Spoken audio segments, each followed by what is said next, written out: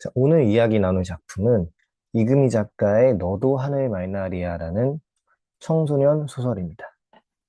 이금희 작가의 너도 하늘 말나리야는 상처를 딛고 피어나는 성장서사 이야기를 잘 담고 있다고 할 수 있겠는데, 구체적으로 말씀드리자면 어, 피어나 너도 하늘 말나리야 라는 제목으로 좀 얘기를 좀 드릴 수 있을 것 같아요.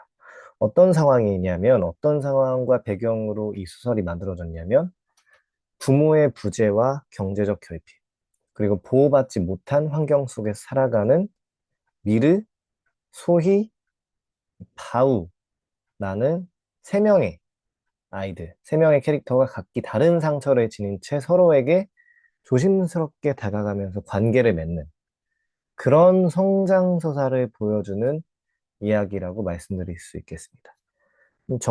그리고 이 이야기들을 정신분석적인 관점에서 어떤 성장서사로 좀 더 깊게 독해할 수 있을지, 그에 대해서 좀 자세하게 몇몇 장면들을 좀 찝어서 말씀을 드릴 건데, 이런 결핍의 상황을 좀 보니까 저의 개인적인 감상으로는 에반게리온이 좀 떠오르긴 하더라고요. 아주 소프트한, 아주 긍정적이고 희망찬 버전의 에반게리온 버전이라고 얘기를 할 수 있겠죠. 이런 에반게리온 만화 아실 분들은 다 아실 겁니다.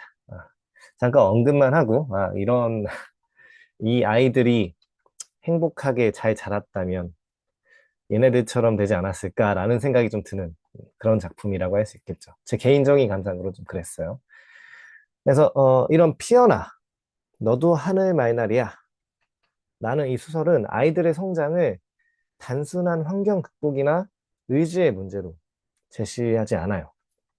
대신에 고통을 인식하고 어떻게 인식하는지 느티나무 앞에서라는 소제목에서 좀 볼 거고, 타자와 어떻게 관계를 맺는지, 어떻게 윤리적으로 타자와 관계를 맺을 수 있는지, 그리고 세 번째, 아이들이 결핍 속에서 겪었던 상처를 의미로 바꾸는 그런 상처 입은 조개 비유를 통해서 말씀을 드릴 겁니다. 그런 세 가지 주요한 장면들을 통해서 내적 변화의 과정을 살펴보려고 합니다. 이거는 주로 어떤 저서나 텍스트를 관점으로 좀 살펴볼 거냐? 어, 렘마라고 하는 정신분석 이론가의 정신분석 심리치료라는 저서를 참조해서 정신분석이 말한 자아 발달과 어떻게 이 서사와 깊은 연관을 가질 수 있는지 살펴보겠습니다. 음. 두 번째, 자, 이제 처음 본격적으로 살펴볼 장면은 느티나무 앞에서 자아가 어떻게 타의 전능화가 됐는지, 미르의 자아가 어떻게 타의 전능화가 됐는지를 살펴볼 건데, 어떤 장면이냐면, 미르가 이제 13살이 된 미르가 얼만큼 오래 살아야 500살이란 나이를 먹을 수 있는 건지 가늠조차 되지 않았다. 그 세월 동안 한 자리에 붙박인 채 서 있을 걸 생각하자 그 느티나무를 바라본 거죠. 500살이란 나이를 먹은 느티나무를 바라보면서 그 한 자리에 붙박인 채 서 있었을 걸 생각하자 가지 하나하나가 나무가 겪은 일 같아 보였다. 아, 이 얼마나 오랫동안 이렇게 나이를 먹고 그 풍파를 다 겪었을까?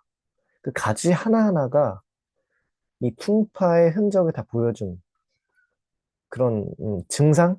혹은 뭐 영광의 상처? 영광의 흔적? 그런 걸로 보이지 않을까?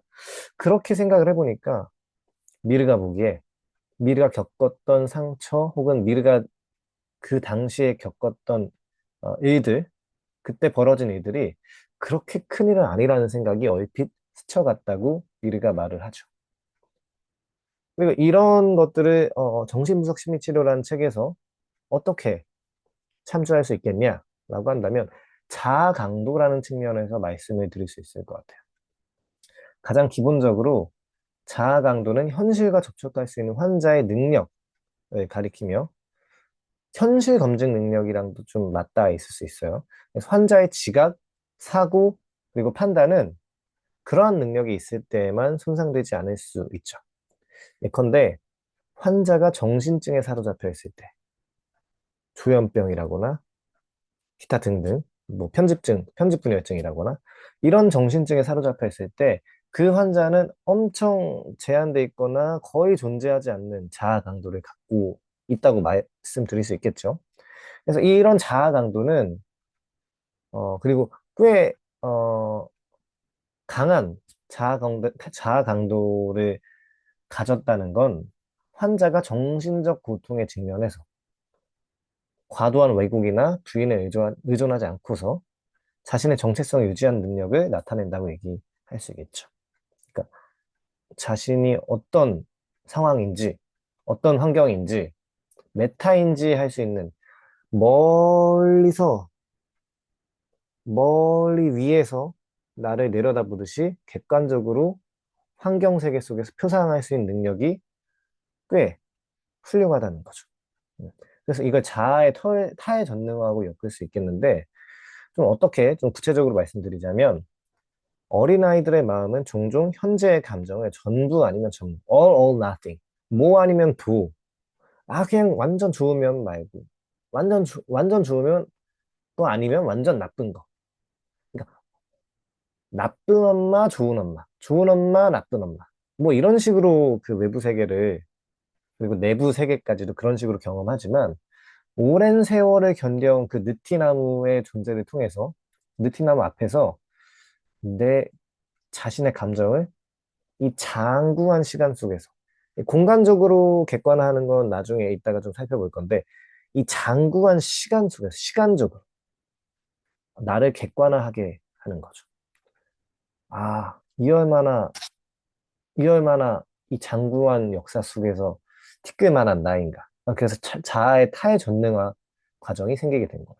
그러니까 자아라는 게 전능한 자아가 아니라 무엇이든지 할 수 있는 능력을 가진 나 자신이 아니라 자아 이미지가 아니라, 아, 나는 굉장히 겸손해져야 되는구나. 이 지구상에 아주 작디작은 하나의 인간일 뿐이구나라는 사실을 좀 깨닫게 되는 거죠. 그래서 이걸 통해서 세상이 내 고통만을 중심으로 돌아간다. 이런 환상에서 벗어나서 고통을 견딜 수 있는 것으로 재구성하는 과정이라고 얘기를 할 수 있겠죠. 이 고통을 견딜 수 있는 것으로 재구성하는 과정은 이따가 이 상처 입은 조개 속의 진주 비유를 통해 좀 더 구체적으로 말씀을 드릴 거예요. 그 얘기도 시간성이 어느 정도 들어가 있는 거라고 생각하시면, 여기서 좀 얘기한 걸 그때 좀 떠올려 보셔도 좋을 것 같아요. 자, 참고 삼아서 불교 철학적인 얘기를 말씀드리자면, 고통의 무상함이라는 걸 여기서도 살펴볼 수가 있겠죠. 불교에서 중요한 거는 고통이 완전히 사라지는 것이 아니라 고통이 무상한 것임을 자각하는 데 있어요. 그러니까 불교 철학에서 무상하다, 인생 무상이다, 뭐 일장춘몽이다, 뭐 이런 얘기하면서 불교 철학은 좀 허무주의적인 거 아닌가라고 생각할 수 있겠는데, 뭐 기쁜 거 다 없다는 거잖아, 행복이라는 거 다 없다는 거잖아, 이런 식으로 생각할 수 있겠지만 그만큼 나쁜 것도 영원하지 않다는 그 깨달음을 주기 때문에 영원한 것도 오래 가지 않고 언젠가는 끝난다. 이 고통 언젠가는 종식되고야 만다. 언젠가는 이 고통 끝나고 다른 식으로 변화가 찾아오기 마련이다. 무상하다라는 걸 좀 깨닫게 되니까 좀 마음이 다른 한편으로는 편안해지는 게 있죠. 그래서 마찬가지로 미르도 이 거대한 이 장구한 느티나무의 역사 속에서 500년의 역사 속에서 아, 나 자신의 고통, 나 자신의 감정이 얼마나 무상한지를 조금 깨닫게 된 거라고 얘기를 할 수 있을 거예요. 그래서 이 미르는 자신의 고통을 그렇게 부정하거나 제거하려 하지 않고 이 고통을 더 넓은 느티나무의 역사와 같은 더 넓은 시간의 흐름 속에서 놓음으로써 감정에 압도되지 않는 거리를 확보하게 된 거죠. 자, 이런 태도는 정신분석이 말하는 건강한 자아의 기능, 다시 말해서 고통을 제거하는 것이 아니라 고통과 함께 더불어서 명랑한 삶의 존재론을 좀 보여줄 수 있는 능력을 획득하는 과정이라고 얘기를 할 수 있겠죠. 명랑하게, 응, 나 그냥 이렇게 살아있어. 이렇게 살아갈 수 있어라는 식으로 좀 보여주는 거죠. 자, 그리고 두 번째 장면으로 넘어가자면 타자의 비밀 앞에서 물러서기라는 소제목을 붙였고 그래서 어떻게 타자와 관계를 맺을 수 있겠느냐? 상호 주체적으로 관계를 맺을 수 있는 그런 타자와의 관계 윤리를 말씀을 드릴 건데, 지금까지 아까 살펴본 그 자아의 타의 전능화 장면을 통해서, 어, 이 자아가 타자를 미르와 같은 어떤 어린이 혹은 청소년이 성장하는 과정에서 자아가 타자를 분리된 주체로 인식할 수 있을 만큼 충분히 안정되었음을 보여주는 지표라고 얘기를 할 수 있어요. 이게 무슨 말이냐? 그러니까 나는 나고 저 사람은 저 사람이지 라고 이렇게 분리된 주체로 인식할 수 있게 됐다는 거죠. 그러니까 나는 저 사람을 다 쥐락펴락할 수 있는 존재도 아니고 저 사람한테 종속되어야만 하는 존재도 아니고 반대로 독립적인 나야 나는. 저 사람은 저 사람이고 나는 나야. 이런 식으로 갈 길 갈 수 있어야만 좀 충분히 성숙한 주체가 될 수 있다는 말을 하는 거죠. 이렇게 불안정한 자아는 원래 그렇지 않고 불안정한 자아였다면 그 불안정한 자아는 타자의 비밀을 견디지 못하고 그걸 해석하거나 폭로함으로써 불안을 해소하려고 들겠죠. 반대로 이런 이따가 바로 뒤에 살펴볼 장면에서 소희는 이 미르의 혼자만의 얼굴을 알게 되었음에도 불구하고 그 지식을 관계의 지배 도구로 삼지 않게 돼요. 어떤 장면이냐면 나는 미르를 이해하기로 했다. 그 애가 보여준 게 아니었다고 해도 혼자만의 얼굴을 본 사람이 가져야 하는 아주 작은 예의다. 그렇지 않다면 그건 남의 애기장을 봐놓고 남들에게 그 내용을 떠들고 다니는 짓이나 마찬가지다. 뭔가 미르의 혼자만의 얼굴을 보게 된 거죠. 미르가 혼자 있을 때 어떤 식의 감정을 느끼는지, 어떤 식으로 표정을 자연스럽게 놓아내리면서 혼자만의 얼굴을 좀 가질 때 그 얼굴을 어쩌다가 쳐다보게 된 거죠. 타자의 얼굴을 쳐다보게 된 거예요. 레비나스가 말하는 타자의 얼굴. 타자의 얼굴을 바라볼 때, 우리가 마주할 때, 그때 곧 윤리를, 타자에 대한 윤리를, 획득한다. 타자에 대한 윤리를 느끼게 된다. 그런 식으로 레비나스가 말한 게 있는데, 타자의 무한성을 느끼게 되는 거죠. 그렇게 될 때, 혼자만의 얼굴을 타자로서 좀 바라보게 될 때, 그걸 좀 존중할 수 있어야 된다는 거죠. 뭐야, 쟤 왜 저런 혼자만의 얼굴을 하고 있어? 왜 저런 얼굴을 하고 있어? 왜 쟤 저런 표정 짓더라? 왜 저런 행동 하더라? 라는 식으로 남한테 떠벌려서는 안 된다는 거야. 그냥 그렇게 이해해야 되는 거야. 존중할 수 있어야 된다는 거야. 충분히 저럴 수 있지. 응. 저런 애도 존재할 수 있는 거지. 저렇게 살아가는 삶도 존재할 수 있는 거지라고 존중하고 이해할 수 있어야 된다는 거죠. 그렇지 않으면 그건 남의 일기장을 봐놓고 남들에게 그 내용을 떠들고 다니는 짓이나 마찬가지이기 때문이에요. 음. 그래서, 그래서 이런 걸 통해서 상호 주체성, 저 사람과 타자와 어떻게 관계를 맺을 수 있을지를 말씀을 드린 거고, 관련해서 또, 어, 미르의 어머니, 여기 이 지역의 보건소장님이라고 할 수 있겠죠. 이 보건소장님은 또 소희한테도 절대로 이런 식으로 음, 대하지 않는다고 하더라고요. 어, 절대로 가엾어서 어쩌니 고생하는구나. 소희의 가정생활이 좀 그렇게 넉넉하진 않은 조금 남들이 보기에는 좀 불행하다고 얘기를 할 수 있는 그런 가정사를 가지고 있거든요. 소희의 삶은. 직접 소설을 읽어보시면 더 재미날 거예요. 제가 지금 말씀드리고자 하는 이 소설에 대한 통찰은 여러분들이 직접 소설을 읽어보면 좋겠다는 마음으로 제가 유튜브에 업로드하는 것도 좀 있거든요. 어, 그래서 보면은 어 그래서 여기서도 마찬가지로 이 미르와 소희와 이 바우의 삶에 좀 집중해서 여러분들이 이 책을 그들의 결핍과 그들이 어떻게 그 결핍을 대하는지를 좀 집중해서 보시면은 좀 소설이 좀 재미나게 다시 좀 읽힐 거예요. 자, 그래서 다시 한번 돌아와서 말씀드리자면, 소장님은 미르의 어머님이죠. 소희한테 절대로 가엾어서 어쩌니 고생하는구나와 같은 말은 하지 않는데요. 더 나아가서 당연하게도 또 어린 게 하는 그런 눈빛도 보이지 않죠. 소희는 그래서 이런 소장님이 좋대요.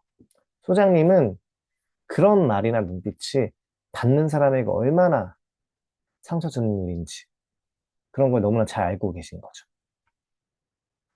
그래서 이와 관련해서 정신분석 심리치료의 관점에서는 어떤 구절을 좀 살펴볼 수 있겠냐면, 진정으로 책임 있는 임상가이기 위해서, 그러니까 임상가뿐만 아니라 그냥 사람이 사람에 대할 때도 마찬가지인 거예요. 어떻게 보면은. 우리는 우리가 아는 것을 인정할 필요가 있고, 우리 자신의 전문가적 능력에 대해 분명할 필요가 있다. 우리는 우리가 알지 못하는 것이 열려 있을 필요가 있고, 우리의 불확실한 지식을 혼동된 사고와 전적인 무능을 숨겨주는 덕목으로 칭송하는 일 없이 알지 못함을 견딜 필요가 있다. 그러니까 타자에 대해서 다 안다. 저 사람 뭐 저렇겠지, 뭐 단정 짓고 이런 식으로 음, 이해의 폭을 넘어서는 오해를 하지 말라. 단정을 짓고 마음대로 판단하지 말라. 이런 얘기를 하는 거예요. 알지 못하면 그냥 그걸 견딜 수 있게끔. 여기서도 가엾다고 함부로 판단하거나 어린 게 저 불쌍하겠거니 하고 함부로 판단하거나 저 미르는 왜 저런 표정을 짓지? 저런 혼자만의 얼굴 왜 하지? 이런 식으로 하지 말고 그냥 음, 열려 있을 수 있어야 된다. 그냥 나는 모르는 게 있을 수 있지. 당연히 내가 전문가든 전문가가 아닌 전문가라고 해서 뭐 폼 잡고 저 사람 내가 다 안다 이런 식으로 얘기할 수도 없는 거예요. 타자의 무한성을 존중해야 된다는 거죠. 그래서 이런 타자의 비밀 앞에서 물러설 수 있는 이런 이런 거리두기는 몇몇 사람들이 오해하는 것처럼 그런 관계의 단절이 아니라 오히려 관계의 성숙을 가능케 한다고 얘기를 하죠. 얘기를 할 수가 있죠. 그래서 이렇게 타자의 내면을 존중하는 태도는 다시 말해서 이 사람이 스스로의 내면 역시 함부로 다루지 않겠다는 선언이기 때문에 관계의 성숙을 드러내는 거예요. 이거는 다시 말해서 건강한 대상 관계의 핵심 요소인 상호 주체성을 잘 드러내는 모습이라고 할 수 있겠죠. 다시 말해서 이런 자기 고통의 타의 중심화. 그러니까 나만 이렇게 고통스러운 게 아니고 저 사람도 저 사람도 저 사람도 다 이런 자기만의 고통이 있겠구나라고 이해를 하고 이해를 한다기보다는 좀 받아들이는 충분히 존중하는 그런 태도는 타자에 대한 타의 전능화로 이어지기도 하죠.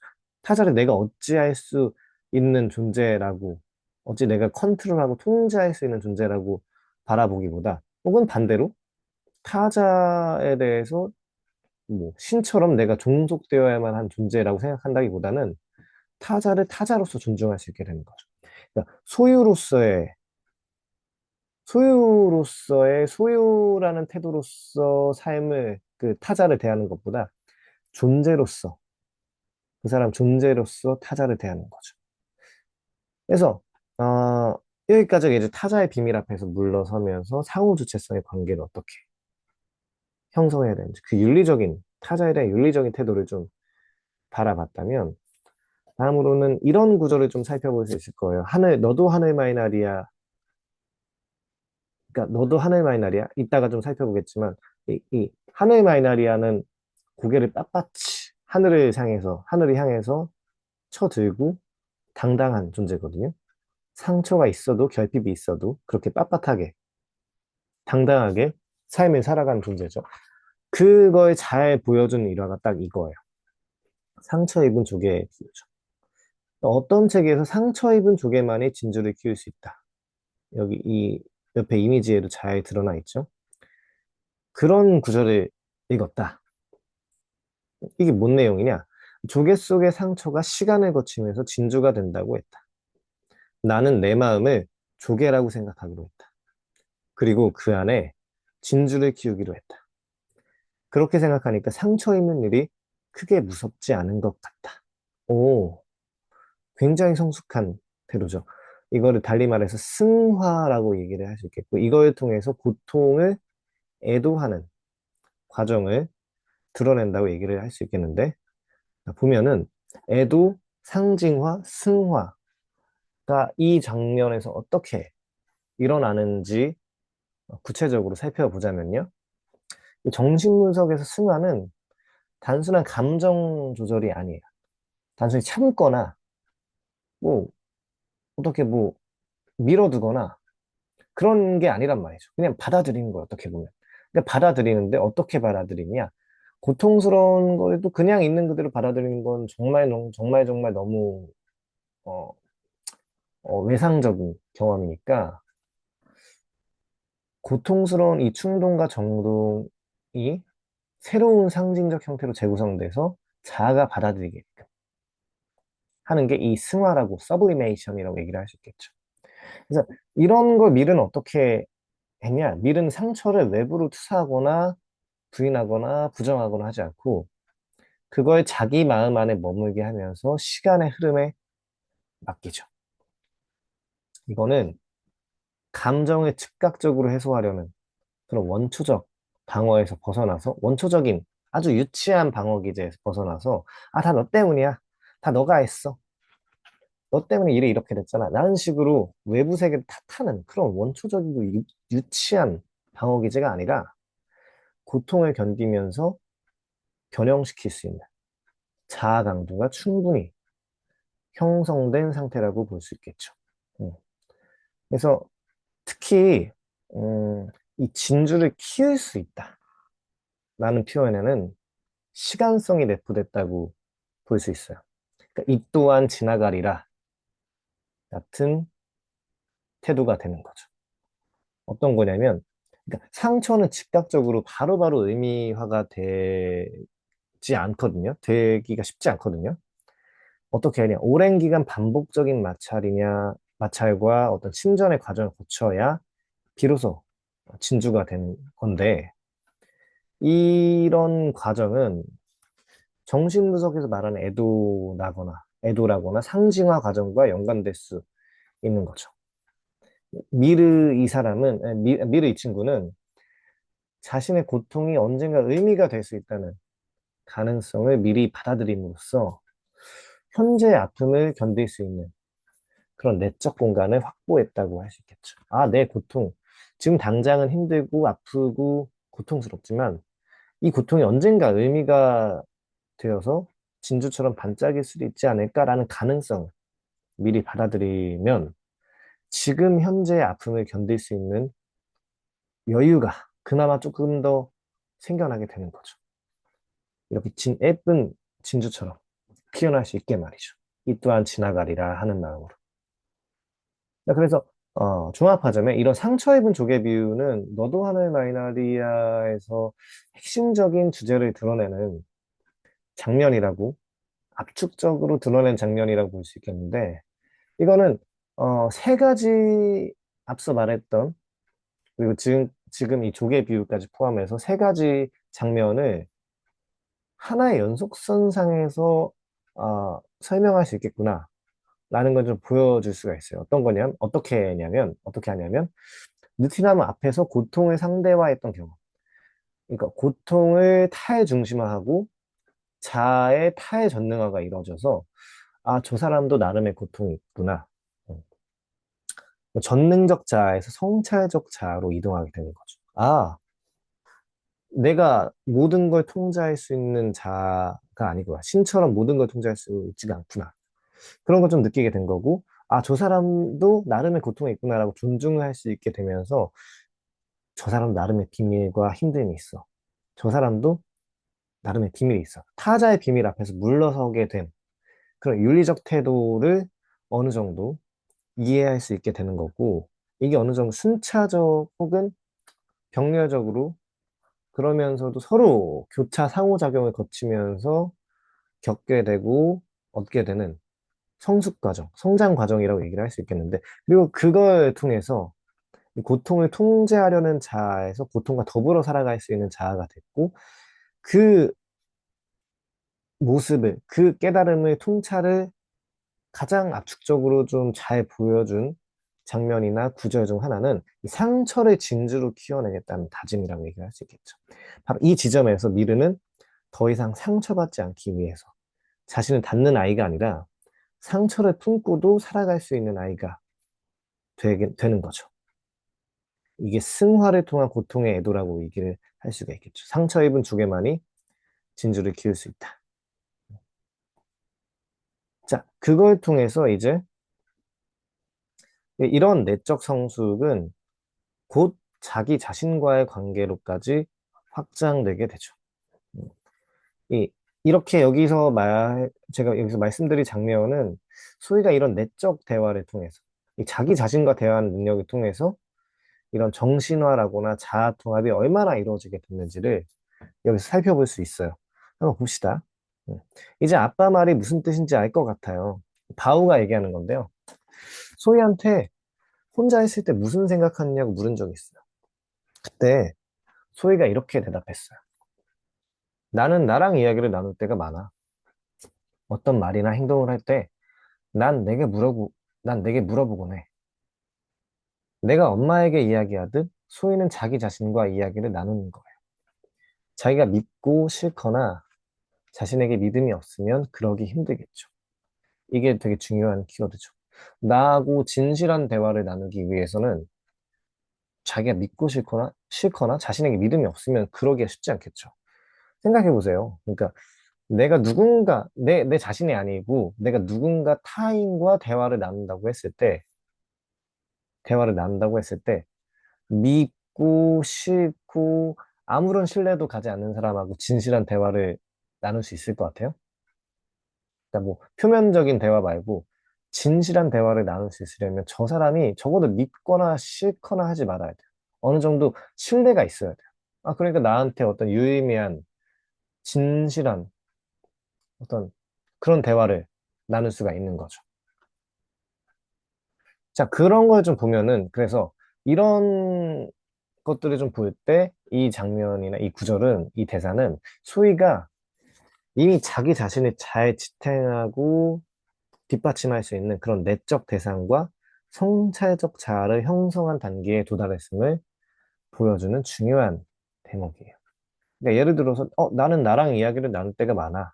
라는 소희의 말은 단순한 혼잣말이 아니라 자아 안에 지지적 대상과 관찰자가 함께 존재하는 상태, 곧 내적 대화가 가능한 상태를 의미하는 거죠. 그러니까 나 자신을 잘 이해하고, 나 자신을 비난하거나 싫어하거나 그런 상태면 이게 절대 가능하지 않겠고, 나를 어느 정도 지지할 수 있고, 객관적으로도 나를 살펴볼 수 있고, 자아의 타해전능화가 되어야만 가능한 상태예요. 고통의 타해중심화가 됨으로써 자아의 타해전능화. 나는 온전히 저 누군가를, 바깥 세계를 다 통제할 수 없을 뿐만 아니라, 나 자신도 다 통제할 수가 없고, 어, 그로 인해서 그 통제할 수 없는 자신을 충분히 이해하고 보듬어주고 사랑할 수 있는 그런 지지적 대상과 그 내, 내적 대상을, 그 나 자신을, 자아 이미지를, 조금 더 객관적인 환경 내에서 표상하고 좀 살펴볼 수 있는 그런 관찰자가 이 둘이 잘 보듬어주고 혹은 반대로 다른 한편으로는 날 객관적으로 살펴볼 수 있는 그런 관찰자가 함께 존재하는 상태. 이 상태여야만 진정한 의미 있는 내적 대화가 가능한 상태가 되는 거죠.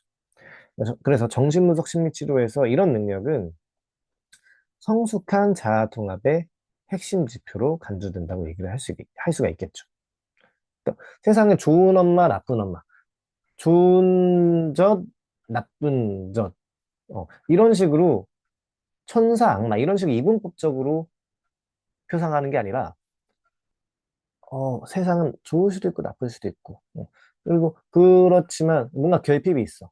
뭔가 문제가 있어. 그렇지만 상처투성이고 뭔가 문제들이 있지만 그거를 좀 충분히 껴안을 수 있는 충분히 좋은 엄마와 같은 마치 위니컷이 말한 그런 상태를 성숙한 자아 통합의 핵심 지표로 이해를 할 수가 있는 거죠.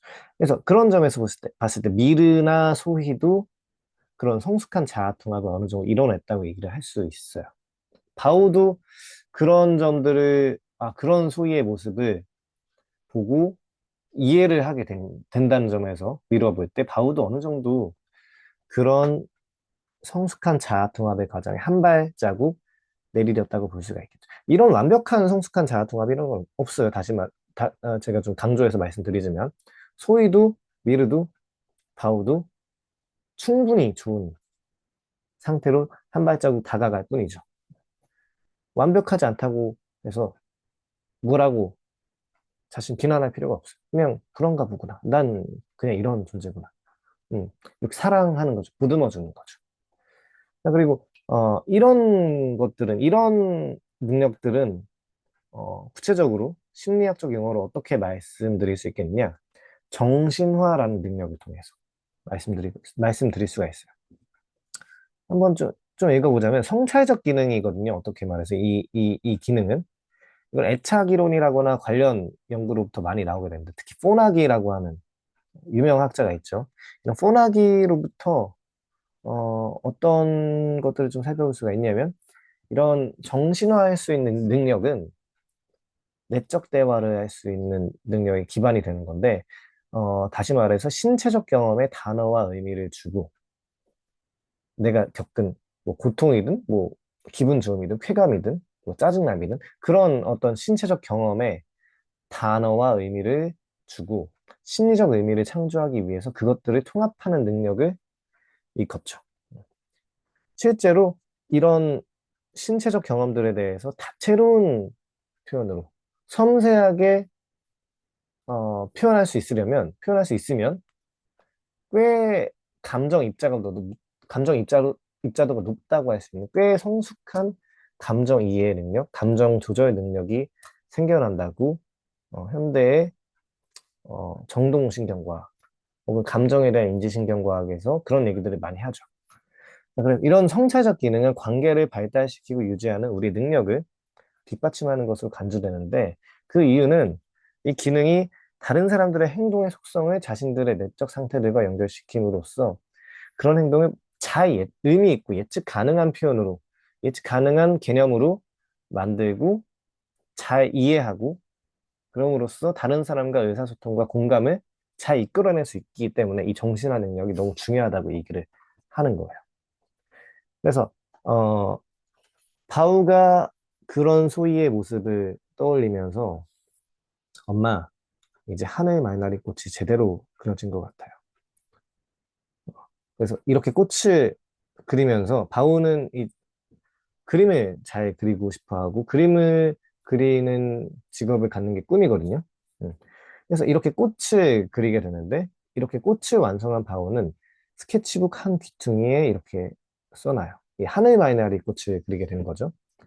하늘 말나리, 소위를 닮은 꽃, 자기 자신을 사랑할 줄 아는 꽃. 어, 어떻게 왜 하늘 말나리가 소위를 닮았다고, 왜 자기 자신을 사랑할 줄 아는 꽃이라고 얘기를 하는 걸까? 소위는 일단 기본적으로 자기 자신을 사랑할 줄 알아야 자기와 진정한 의미 있는 대화가 가능할 수 있다. 이런 심리학적인 얘기를 말씀드린 적 있죠. 방금 전에. 그러면 근데 하늘 마이나리는 왜 자기 자신을 사랑할 줄 아는 꽃이라고 얘기를 하는 걸까? 보면은 다른 나리꽃들은 땅을 보면서 피는데 하늘 마이나리는 하늘을 보면서 피어. 바우가 그렇게 말했어. 뭔가 목소리가 떨리는 듯 했고 그림 한쪽에 글귀가 써 있죠.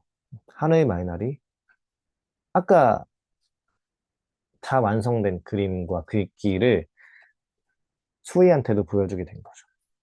그리고 그렇게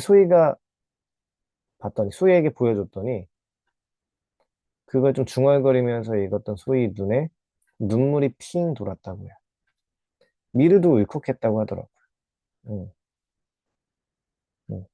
다우도 그렇고 소희도 그렇고 미르도 그렇고 그 세 친구가 다 울컥했죠. 하늘 말나리처럼 너도 하늘 말나리구나.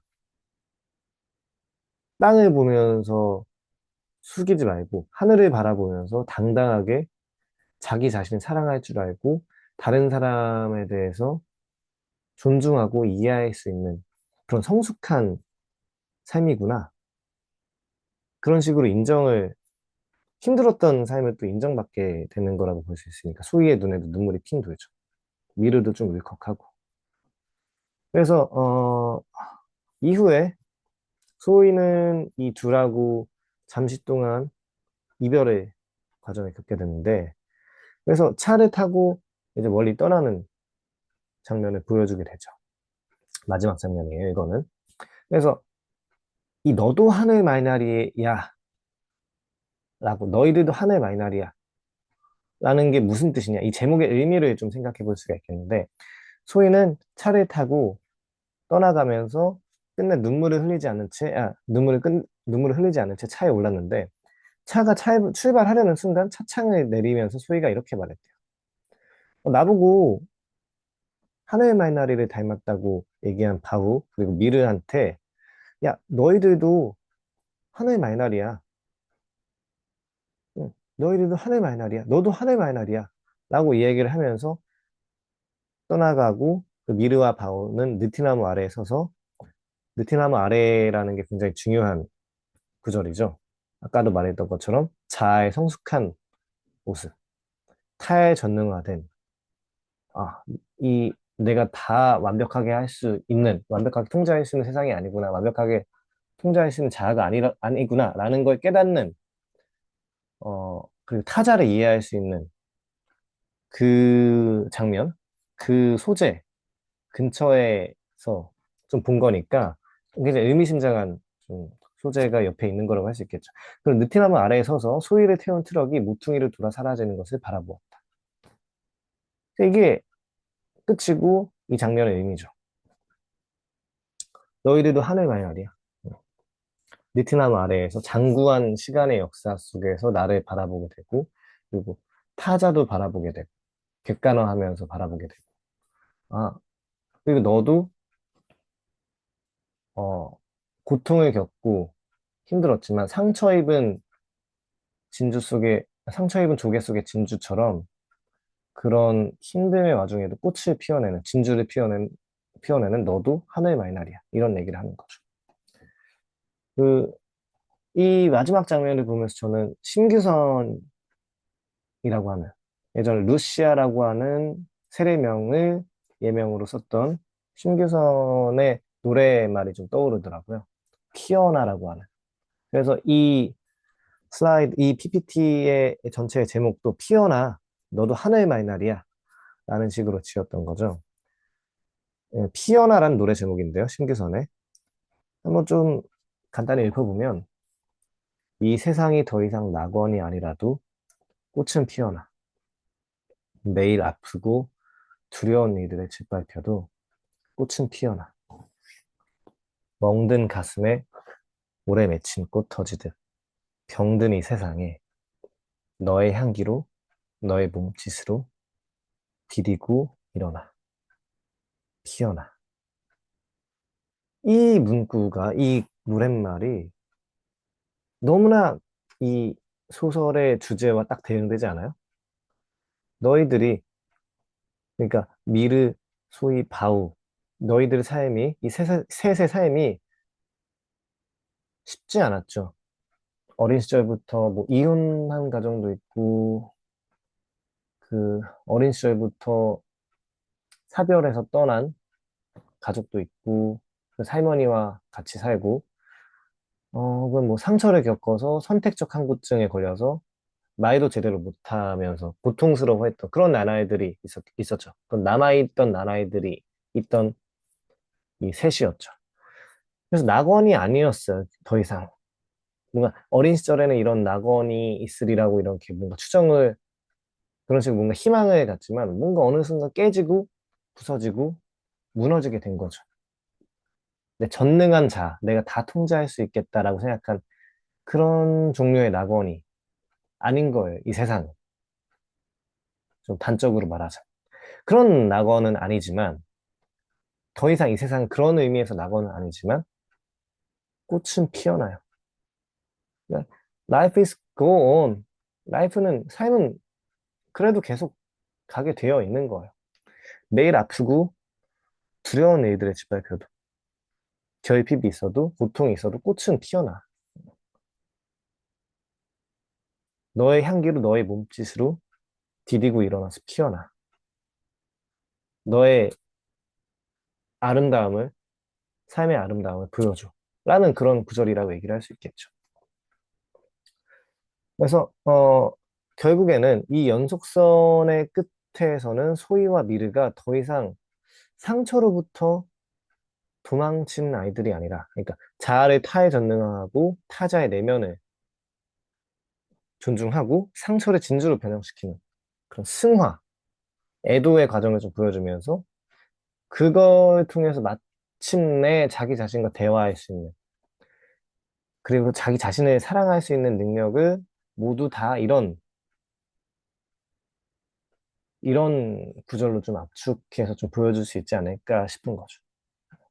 그럼 이런 연속선상의 끝에서 소희와 미르는, 바우도 마찬가지, 더 이상 상처로부터 도망치는 아이들이 아니라 상처와 함께 살아가면서 관계를 맺고 이별을 견디고 자신을 지탱하고 지지할 수 있는 그런 하늘의 마이나리의 주체로 서게 되는 거죠. 이 변화가 정신분석이 말하는 가장 깊은 차원의 치유이자 성숙이라고 할 수 있을 거예요.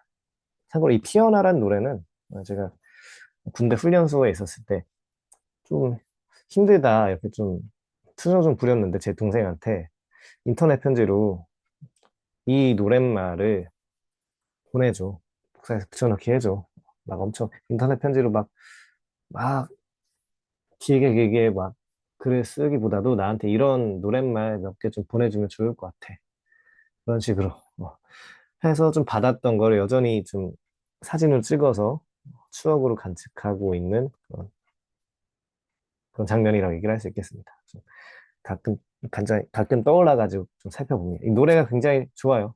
그래서 그때 생각도 나고 다시 좀 들어보면은 힘들었던 생각, 고생했던 생각 나고 그걸 어떻게 극복했던 생각 떠오르고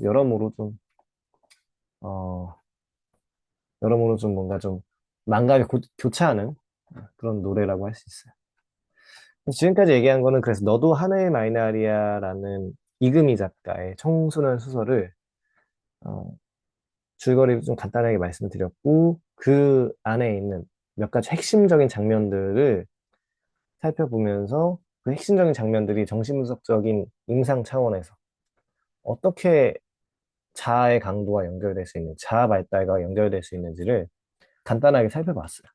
물론 이거보다도 더 살펴볼 만한 구절들은 훨씬 더 많아요. 이 이야기들은 이 너도 하늘 마이나리에서 끝나는 게 아니라 뭐 소희의 방이라거나 이 바우의 이야기들, 이 추가적인 두 개의 작품들을 통해서 삼부작으로 이루어져 있는데 그것들을 좀 살펴보면서 많은 이야기들을 통해서 이들이 구체적으로 상처를 딛고 어떻게 하늘의 마이나리아를 피어내는지, 하늘의 마이나리를 피어내는지 성장 이야기를 제가 지금 말씀드린 이야기뿐만 아니라 더 많이 재미나게 살펴볼 수 있을 것 같아서 적극적으로 이 책을 읽어보시기를 추천하는 바입니다. 어, 그래서 지금까지 너도 하나의 말날이야에 대한 이야기를 좀 마쳤고 즐거운 소설 감상 혹은 뭐 소설 비평 분석의 시간이 좀 됐으면 좋겠습니다. 이 시간이 여러분들에 대한 감정에 대한 이해 혹은 성장 서사를 만들어내는 데도 좀 도움이 됐으면 좋겠습니다. 자, 다음에 뵙겠습니다. 감사합니다.